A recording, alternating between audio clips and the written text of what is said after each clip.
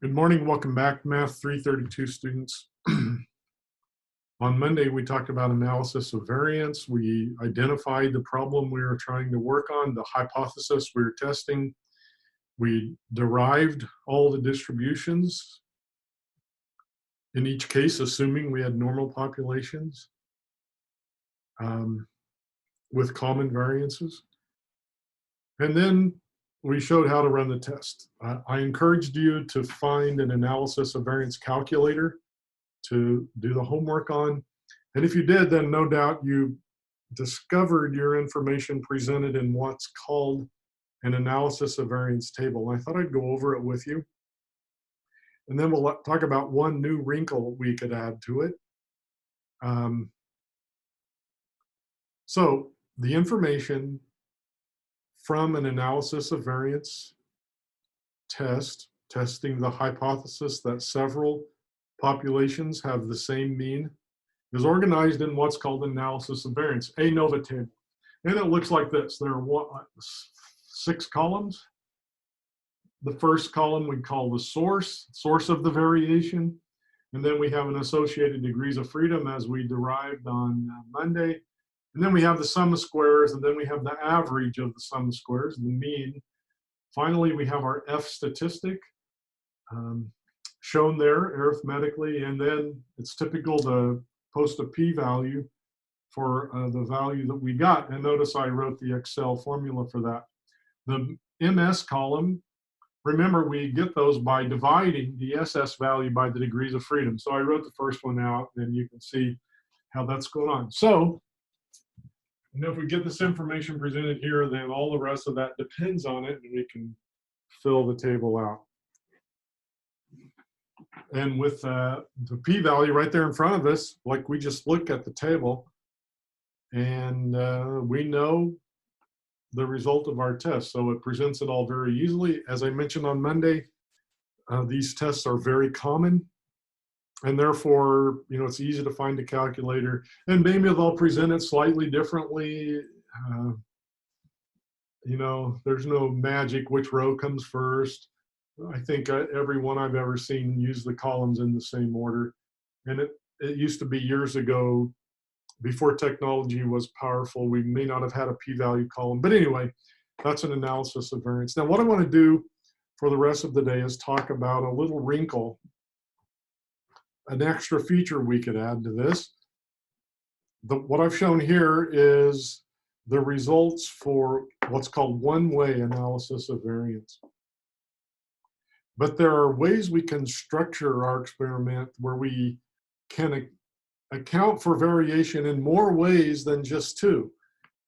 Here we have 2 sources of variation, the effect of the treatments and the randomness.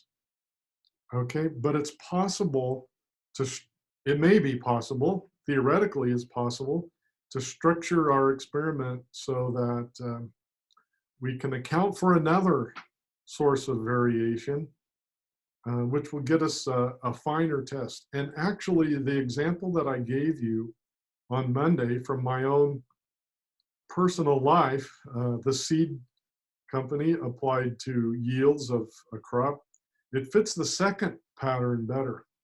So let's go back to that example, and I'll talk about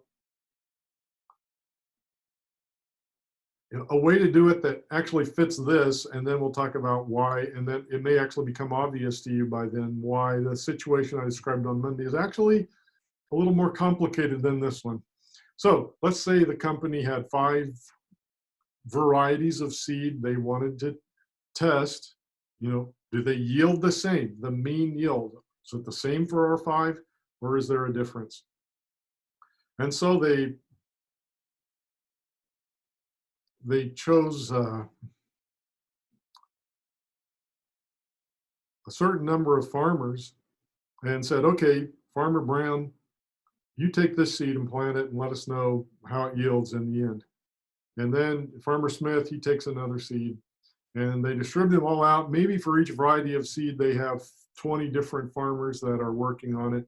So the A value is 5 varieties of seed. The N value would be, I believe I said 20. So we get 20 measurements for each treatment. And then, we do the research, the farmers harvest the crop, they report back the yield, the bushels per acre. Then we get our 20 measurements in each of 5 different populations. We plug the data into some analysis of variance calculator, and boom, out comes the table. We look at the p-value and we decide, are they different or not? And like I said on Monday, we can do some post analysis of variance testing. I'm not going to talk about that today. We'll see if we talk about it.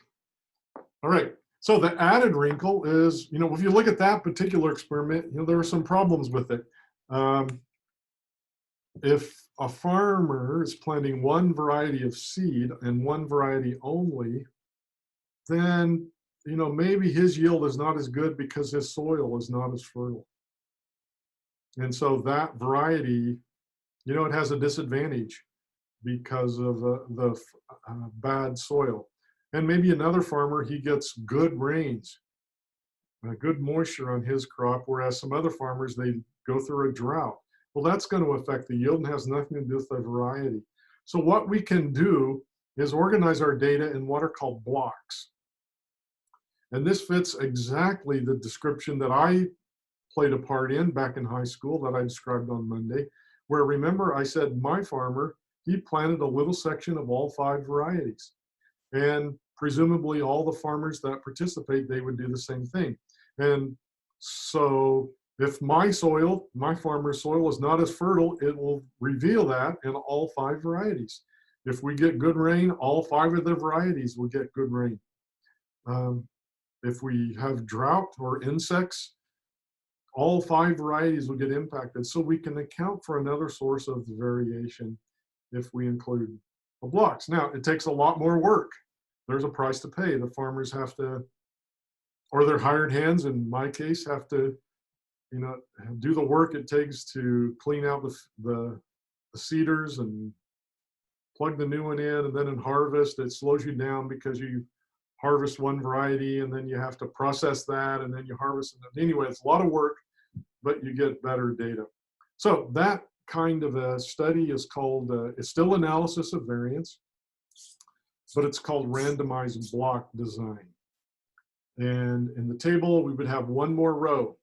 That is, we have the variation that we believe is caused by the treatments. But then we have a row, we would call it blocks, as opposed to treatments and error.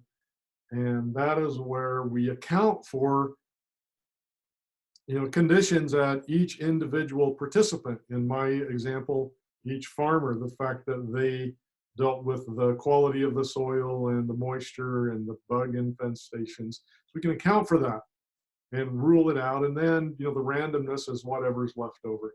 So we get slightly bigger table, one more row. We then can actually run 2 tests. We can check and see if the treatments have an effect. We can also run a test to see if the blocks have any effect. So we would have 2 F values in the table, one for treatments, one for blocks, and another one for, and then 2 P values, one for each of those.